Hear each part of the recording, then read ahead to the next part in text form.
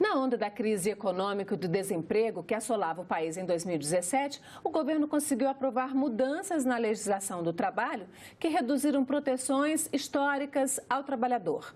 O objetivo declarado era aumentar a criação de novos postos de trabalho. 6 meses depois de entrar em vigor, as novas regras trabalhistas mostraram um levíssimo aumento de empregos no fim do primeiro semestre de 2018. Mas as novas vagas são informais. As carteiras dos trabalhadores não são assinadas pelos patrões. Pesquisadores da Universidade de Campinas realizaram um estudo onde mostram os vínculos do desemprego com a política de austeridade fiscal iniciada em 2015. Quem apresenta o resultado da pesquisa é a economista Ana Luísa Matos de Oliveira. Ana Luísa, muito obrigada pela sua presença aqui no Agenda Econômica. Obrigada pelo convite.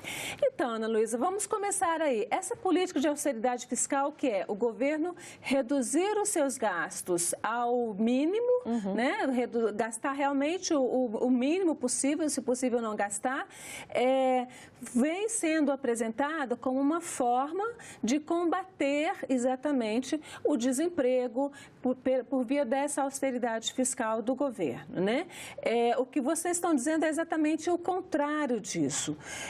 Explica um pouquinho para a gente. Vamos começar com essa questão do desemprego? Sim. Porque é onde o cidadão comum sente primeiro, é quando ele fica desempregado, ou o filho, ou a esposa, ou o vizinho. Vamos mostrar um pouquinho desses números para o nosso telespectador saber do que a gente está falando? Claro. A gente pegou a PNAD, né, que é a Pesquisa Nacional de Amostra Domiciliar do IBGE, e ela mostra aí, no segundo trimestre de 2017, a gente tinha 13%, isso é aproximadamente, de desempregados, né? No primeiro trimestre de 2018, 13,1%, ou seja, um pequeno aumento, e agora no segundo trimestre de 2018, 12,4%. A gente teve nesse período a aprovação da reforma trabalhista e em novembro ela entrou em vigor. Teve um pouco mais de aumento de emprego, mas o que vocês estão dizendo é que isso é residual, é isso? Na verdade, o que a gente está vendo é que, apesar de ter tido essa queda de 13% para 12,4% nesse período de um ano, a gente ainda tem 13 milhões de desempregados, de desocupados no Brasil, né? Então, são pessoas que estão procurando ativamente emprego nos últimos 30 dias, né? Então, esse número ainda é muito alto, muito mais alto do que os níveis que a gente tinha, se a gente comparar com os níveis de 2014, por exemplo, né? Então, ao final de 2014, a gente fechou o ano com uma taxa de desemprego por volta dos 3,5%, 4%, e aí, já em 2015, com essa mudança da política econômica, a taxa de desemprego começou a subir, subiu aceleradamente no ano de 2015 e continuou subindo até o ano de 2017. E aí, a partir do ano de 2017, ela está mais ou menos estagnada por volta dos 12, 13%, né? Então, está atingindo uma grande parcela da população brasileira. E é importante lembrar também que, além desses 13 milhões de desempregados de desocupados que a gente tem no Brasil hoje, a gente tem em torno de 26 milhões de pessoas subocupadas, né, que seriam as pessoas subutilizadas, desculpa, que seriam as pessoas desempregadas, aquelas que trabalham menos horas do que gostariam, né, ou seja, que não têm um salário condizente, né, com a qualidade de vida que elas gostariam de ter, e aquelas pessoas que desistiram de procurar emprego, ou seja, aquelas pessoas que não procuraram emprego nos últimos 30 dias porque estiveram procurando e realmente não estão encontrando e desistiram, elas deixam de contar nessa estatística do desemprego, né, da desocupação. Elas passam a contar como fora da força de trabalho. Agora, esses são os verdadeiramente desempregados, porque eles nem procuram emprego. Exatamente. Por que o IBGE, por que os institutos de pesquisa não consideram esse povo que não procura emprego há mais de 30 dias, não considera desempregado, é o desalentado? Isso é uma estatística internacional, isso é um padrão internacional de fazer a medição da desocupação dessa forma, né? Mas, de fato, a gente precisa olhar para aquela população que está fora da força de trabalho também. E no último ano, a gente teve um aumento de 1,2 milhões de pessoas a mais fora da força de trabalho, ou seja, tem pessoas que estão realmente saindo da força de trabalho e estão desistindo, né, de procurar emprego, estão desistindo de realizar atividades econômicas remuneradas, porque de fato elas não estão encontrando emprego. Né? A gente tem um outro dado, sim, que você quer Não, eu voltar queria comentar uma outra questão da taxa de desemprego também. Não, pode ser esse gráfico aí tá ótimo. Tá. O que a gente tem percebido também é que a redução da taxa de desemprego, essa leve redução da taxa de desemprego, de desocupação que a gente tem tido nos anos de 2017 e 2018, ela é referente também a um aumento do emprego, justamente do emprego sem carteira. Né? A gente chegou agora no... Isso aqui não é o subocupado. Não. São aqueles trabalhadores que têm um vínculo de trabalho informal. Né? Cujo empregador... Dá um exemplo para a gente. Então, o governo já computa esse como sendo emprego, embora não seja formal. Não é um emprego, né? Ele é uma ocupação. É um emprego, mas é um emprego sem carteira. É um emprego sem carteira. Trabalho, mas não é um emprego. É um emprego, porque você tem essa relação, né, de subordinação do empregador em relação ao trabalhador, mas o trabalhador ele não tem direito nenhum, né? Ele não tem direito à Previdência Social, ele não tem direito ao 13º, enfim. Esse aqui ele não está contribuindo para a Previdência. Em algum momento ele vai querer se aposentar, mas ele não está contribuindo, nem ele, nem o patrão dele. Exatamente. Então, aqui você tem uma queda. Ele está completamente desprotegido. Certo. Né? Então, o que a gente tem visto, né, como os dados mostram, é que a gente está tendo uma queda contínua desde 2015 dos empregos com carteira no Brasil. Na verdade, no segundo trimestre de 2018, a gente chegou ao ponto mais baixo da série histórica, que é medida desde 2012 pela nova metodologia do IBGE, dos empregos com carteira. Né? 32,8 milhões de pessoas no Brasil têm emprego com carteira assinada. É o ponto mais baixo da história brasileira. E o que a gente está vendo é que esse ligeiro aumento da ocupação que está ocorrendo no Brasil, ele é devido ao aumento do emprego sem carteira. Sem carteira. Né? Na época da votação da reforma, da discussão da reforma, a gente recebeu aqui na Agenda Econômica, a gente viu os debates em plenário no Congresso, os debates entre o governo, de duas linhas, basicamente. Uma dizendo que essa reforma trabalhista, ela aumentaria emprego, e outra linha dizendo que ela ia reduzir emprego, e se tivesse algum aumento, seria do emprego, do trabalho precário, esse trabalho sem carteira, e que isso até poderia se refletir no caixa da Previdência Social. Sim. O que a gente está vendo é isso, então? Exatamente, é isso que a gente está vendo. E um emprego que tem, uma modalidade de emprego que tem crescido com a reforma trabalhista é o chamado emprego intermitente, em que você tem um contrato que, na verdade, não prevê um número mínimo de horas que o patrão precisa te chamar para trabalhar. Né? Então, nas estatísticas, por exemplo, no CAGED, que é uma outra estatística que a gente usa também do Ministério do Trabalho. Que é o Cadastro Geral de Emprego e Desemprego do Ministério do Trabalho. Só para explicar um pouquinho para o nosso telespectador, porque são siglas muito usadas pelo governo, que a gente vê em todas as estatísticas. Então, é bom a gente explicar um pouquinho. É o Cadastro Geral de Emprego e Desemprego do Ministério do Trabalho. Uma empresa, quando contrata em carteira, ela tem de comunicar, ela tem um prazo de no máximo 30 dias para comunicar ao Ministério do Trabalho. Olha, contratei esse funcionário aqui. Exatamente, né? é isso. E aí, pelo CAGED, a gente tem tido um aumento ligeiro também das vagas formais que estão sendo criadas no ano de 2017 e 2018. Mas o que a gente vê é que o que a gente entende, né? Porque quando a gente pega os dados do CAGED, a gente vê que o trabalho formal está crescendo um pouquinho. Né? E agora, quando a gente pega a estatística da PNAD, a gente vê que está caindo. Então, qual que é a diferença aí? O que a gente entende, o que pode ser que está acontecendo, é que como o CAGED mede os dados que são declarados pelo empregador, e a PNAD contínua é aquela entrevista, né? Que o entrevistador vai até a casa da pessoa e pergunta, olha, você está trabalhando, você não está trabalhando? A gente entende que aquela pessoa que tem um trabalho, foi contratada com um contrato intermitente, que não foi chamada para trabalhar no último período, ela entende que, apesar dela, no papel, ela ter um contrato intermitente, né? Apesar de no papel ela estar como ocupada, se ela não está sendo chamada para trabalhar, ela acha que ela não está empregada, né? Ela entende porque ela não está... Ela não recebe. Ela não recebe, ela não tem salário, ela não está indo exercer essa atividade chamada pelo empregador. Então, a gente está tendo um descolamento aí dos caminhos aí, do que está sendo apontado pela PNAD e pelo CAGED. E a gente entende que isso pode ser devido a essa questão do trabalho intermitente. Porque também. O contrato contrato intermitente ele também precisa ser comunicado ao Ministério do Trabalho. O contrato intermitente. Sim. E essa pode ser uma das questões aí que a gente tem essa diferença de uma medição e da outra. Tá. A gente começou falando aí de um quadro que hoje se reflete, de um quadro econômico do país que hoje se reflete no aumento brutal de desemprego. E esse quadro ele começou lá em 2015. Sim. Né? Esse que a gente tinha até 2014, como você falou no começo, o que se chamava de pleno emprego no país, quando você tinha uma taxa de cerca de 4% de desempregados, que no mundo inteiro é considerado pleno emprego. E em 2015 essa taxa subiu para 6,5%, até numa esfera aí de uma crise econômica e política que se desenhava. E chegou ao limite, não sei se é o limite, espera-se que é o limite, mas pelo menos ao ponto mais alto em 2017 em termos de desemprego. Sim. Você começou dizendo que isso se deveria a essa austeridade fiscal. Vamos retomar isso então.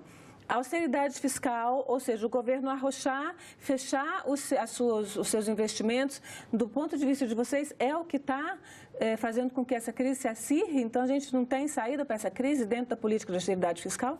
Olha, a gente entende que no caminho que está sendo desenhado, né, que está sendo levado agora, vai ser muito difícil que a gente consiga sair dessa crise, em especial, vai ser muito difícil que, para a população em geral, né, se sinta uma diferença significativa, né, no bolso, na vida, na qualidade de vida.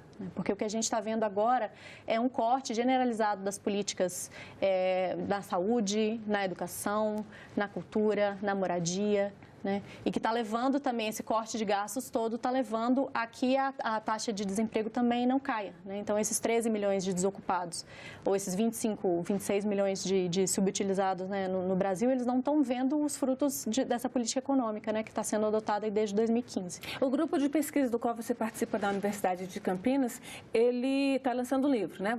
É um livro Conjunto Economia para Poucos, Impactos Sociais da Austeridade e as Alternativas para o Brasil. A gente mostra esse livro aqui. Como é que está? Qual é a essência disso aqui? Por que economia para poucos? O que a gente quer discutir é que, bom, o maior problema do Brasil hoje, na nossa visão, hoje não, desde sempre, é a desigualdade, né? Então, o Brasil é o país mais desigual, um dos países mais desiguais do mundo. Nós somos realmente campeões de desigualdade. E o Estado tem alguns instrumentos para reduzir essa desigualdade, tanto a desigualdade de renda, como desigualdade ao acesso aos direitos sociais, né? E o que a gente está vendo agora com a política de austeridade, com os cortes de gasto, é, de fato, uma redução desses instrumentos que o Estado tem para atuar nessa desigualdade. Então, o que a gente está vendo é que os gastos que são relativos às camadas mais ricas da sociedade estão sendo mantidos, né? E os gastos Quais são esses gastos? Como, por exemplo, a Emenda Constitucional 95, ela coloca um limite sobre os gastos primários do governo, né? Que são basicamente gastos sociais, né, com a Previdência, com a educação, com a saúde. Mas, por exemplo, ela não coloca um limite sobre o gasto com juros, os gastos financeiros do Estado. Então, e a gente sabe que os gastos com juros, eles vão majoritariamente para uma camada mais abastada da população, né? Então, essa economia para poucos é uma economia que preserva esses gastos para poucos, né? E retira os instrumentos do Estado para lutar contra as desigualdades. Agora, essa política econômica, ela vem sendo adotada nos últimos anos do governo, nos últimos 4 anos do governo atual e no governo anterior também, né? E ela está sendo mostrada como uma forma, a austeridade fiscal, como uma forma de fazer com que o governo reduza o seu déficit primário, reduza o déficit das suas contas, e possa voltar a investir. O que vocês estão dizendo é o contrário disso? Porque, na verdade, uma coisa que não se fala é que o governo, quando ele gasta, por exemplo, ele gasta com saúde, ele não é simplesmente um gasto, né? Porque esse gasto ele retorna também ao cofre do governo como forma de arrecadação. Porque quando você paga o salário do médico, o salário da enfermeira, o salário da fonoaudióloga, aquilo vai gerar um aquecimento na economia também, né? Que vai retornar como arrecadação para o governo, né? Você tem gastos com materiais médicos, enfim, diversas questões, né? Que você vai ter esse retorno para o gasto, para a arrecadação do governo. Então, quando você corta o gasto ou corta o investimento do governo, você deixa de ter aquele retorno previsto em arrecadação.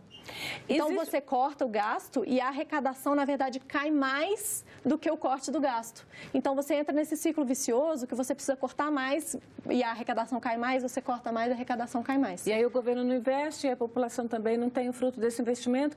Agora, isso é uma disputa quase que genérica entre duas linhas de economistas no país e no mundo. Sim. Né? Você tem um governo menor que não investe e deixa para a iniciativa privada, você tem um governo maior que investe e é indutor do investimento e da economia. Vocês estão de um lado, então vocês estão dizendo, e a gente está aí num processo eleitoral onde esses pontos certamente vão começar, o que vai ser da economia do país começa a ser debatido. O que vocês estão dizendo para os próximos candidatos é, olha, se continuar essa política de austeridade fiscal, o país não sai da crise? E assim, não somos nem só nós que estamos dizendo, assim, porque a gente está vendo os resultados dessa política na vida das pessoas. A gente está vendo que a taxa de mortalidade infantil voltou a crescer depois de anos no Brasil.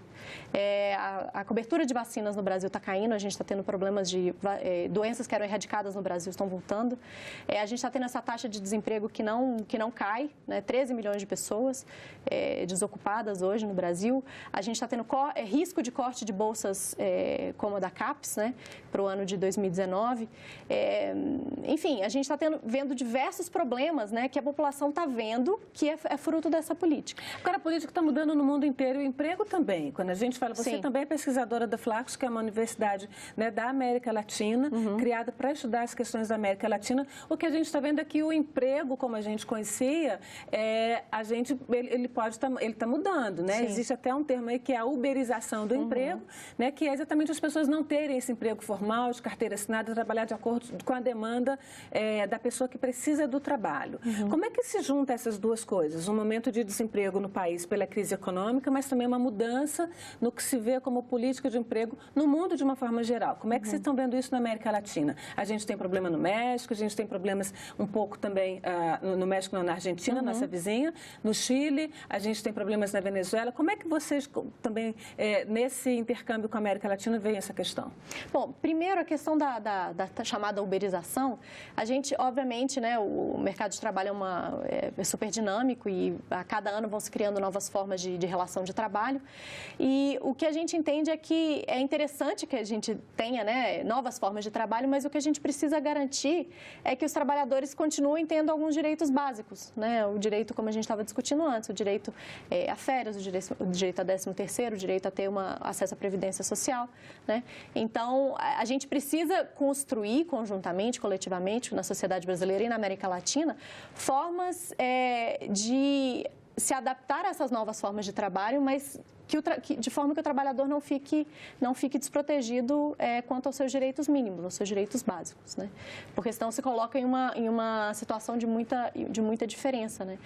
Aliás, o Brasil é um dos países onde a gente tem uma histórica informalidade muito alta, uma das mais altas do mundo também, e na América Latina até que não, tem alguns países que têm informalidade um pouco mais alta que no Brasil, mas isso é uma questão que precisa ser enfrentada, né? Como gerar empregos e como gerar esses empregos com qualidade, né, com direitos assegurados, né, que é o que a gente está vendo que, infelizmente, não é o que está acontecendo nos últimos meses no Brasil. O governo, um outro dado que a gente não apresentou aqui na arte, mas que está na pesquisa da PNAD, o governo que está precisando cortar e que vem empregando uma política de austeridade fiscal, na verdade, empregou um pouco mais. Se a gente pensar o governo como governo federal, União, estados e municípios, o governo está empregando um pouco mais do que o crescimento do emprego no governo aumentou se a gente compara com a iniciativa privada. Como é que fica essa questão?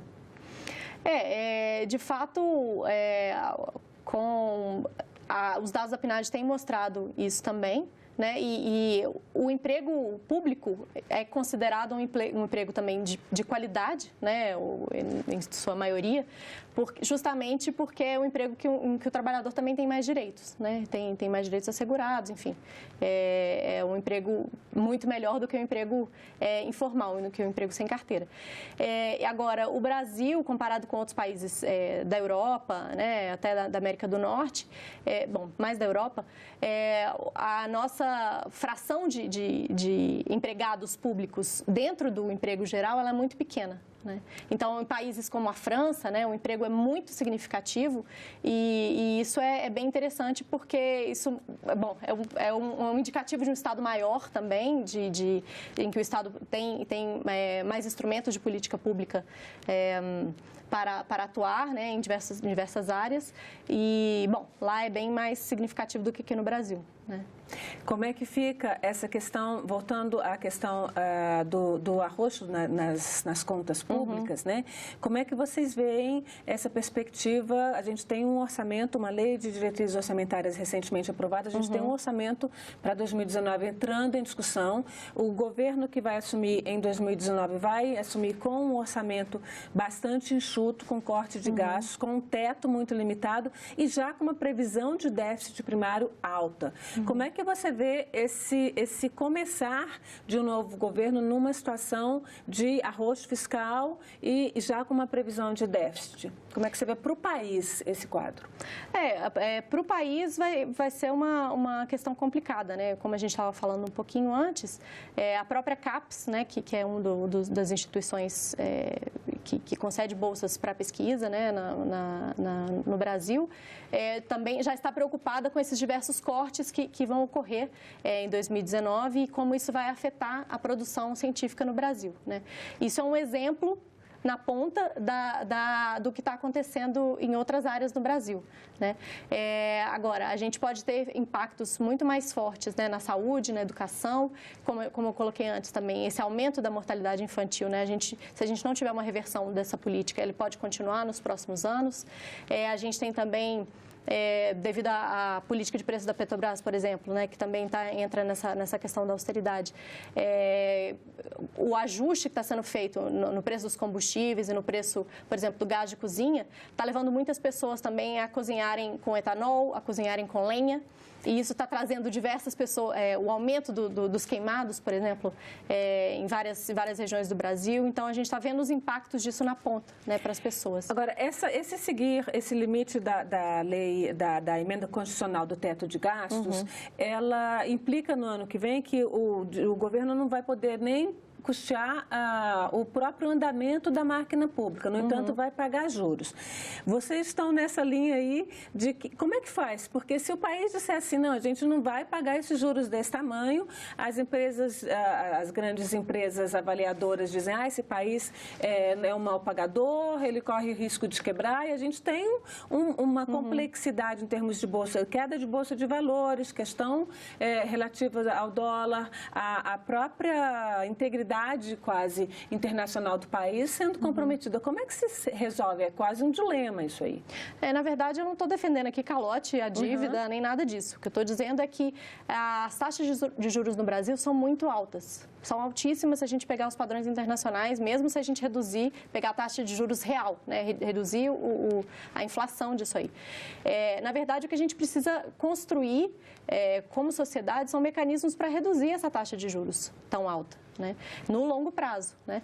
Porque a gente tendo uma taxa de juros tão alta como ela é no Brasil hoje, isso atrapalha o empresário que quer pegar empréstimos, isso atrapalha, enfim, isso atrapalha a geração de atividade econômica no Brasil como um todo, né? Por essa taxa de juros ser muito alta e também os spreads bancários serem muito altos. Qual é o papel do governo, então, se você pudesse resumir, qual seria o papel do governo nessa linha econômica, né, que você segue, que vocês trabalham, né, dessa pesquisa da economia para poucos?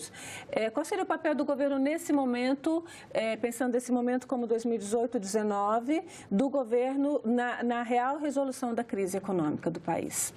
Bom, na verdade, o governo hoje está completamente engessado pelas regras fiscais que a gente tem. A gente tem a regra de ouro, mas a gente tem também a emenda constitucional 95, né, que foi aprovada em 2016, que ela congela os gastos primários do governo, que são basicamente gastos sociais, pelos próximos 20 anos. E isso gerou-se uma amarra constitucional, de fato, ao gasto público, né, ao gasto primário no Brasil.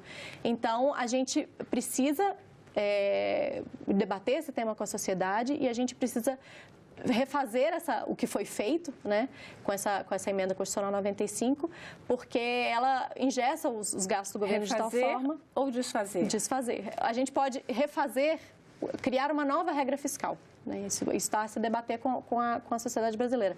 Mas a regra fiscal atual que a gente tem, ela é suicida, né? Porque o que a gente vai ter é que nos próximos anos a gente vai ter uma redução do gasto social per capita, porque a população vai aumentando e você precisa manter o gasto social no nível estável. Então, a gente vai gastar menos per capita, né? Tudo mais constante com saúde, com educação, enfim, com a previdência social, porque a gente vai ter que ter essa redução devido ao aumento da população.